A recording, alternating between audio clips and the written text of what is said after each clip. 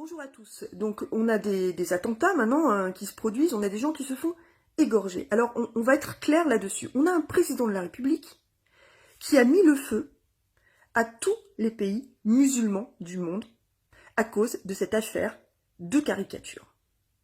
Il a son portrait qui est brûlé dans tous les pays musulmans du monde. Il y a des appels à représailles par rapport à ce qu'il a dit et par rapport à ce qu'il a fait. Voilà. À cause de ça, à cause de son attitude, on a de nouveau maintenant des représailles sur le sol français et des égorgements, etc. Voilà. Ça vient de là. Ne cherchez pas, cela vient de là. On nous a prévenu qu'on aurait des représailles. Voilà. On a un président qui insulte tous les musulmans du monde. On a un président qui se prend le nez avec Erdogan, qui se prend le nez avec Vladimir Poutine, qui se prend le nez avec le président biélorusse, etc., etc. Ce n'est pas la première fois. Depuis le départ, il est comme ça. Il a insulté les Français, souvenez-vous, maintes fois. Feignant, illettré, je ne sais pas, des gens qui ne sont rien. Il a insulté les Français. Il insulte désormais les musulmans. Il insulte les présidents étrangers. Donc à un moment donné, si vous voulez, quand on a un président hors de contrôle, il y a des procédures juridiques qui existent. Et ça, j'en appelle aux parlementaires. Il y a une procédure de destitution. Quand on a un président qui devient hors de contrôle, qui ne sait pas se tenir, qui nous cause des incidents non seulement diplomatiques dans le monde entier, mais maintenant des incidents sur notre sol.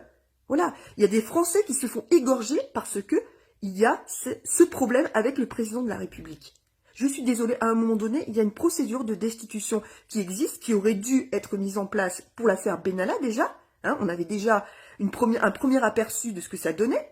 Mais maintenant, on a un pays qui est complètement jeté dans cette affaire de Covid-19, où là encore, tout est hors de contrôle. Les chefs de parti se sont rendus à Matignon et se sont rendus compte qu'il est impossible que le gouvernement sache gérer cette crise. Tout le monde le sait, mais personne ne fait rien. Voilà, on a un gouvernement et un président de la République qui ne savent pas gérer ce pays, qui ne savent pas gérer la crise sanitaire, qui ne savent pas gérer les problèmes diplomatiques que le président cause à l'étranger. Donc à un moment donné, tout est hors de contrôle.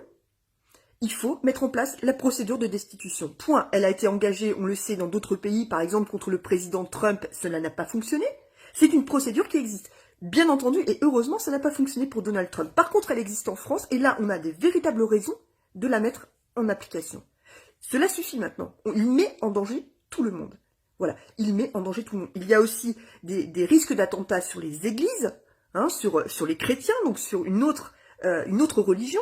Ça n'est plus possible. Ça n'est plus possible. À un moment donné, il y a des procédures juridiques, qu'elles soient mises en place. Faut arrêter de blablater, faut arrêter d'aller sur BFM, faut arrêter... Voilà.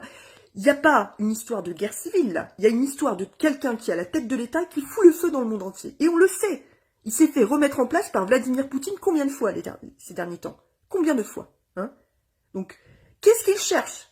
Donc, à un moment donné, tout le monde s'en rend compte, il faut mettre en application la procédure pour destituer le président de la République. Et moi, j'appelle les parlementaires à prendre leurs responsabilités. Point.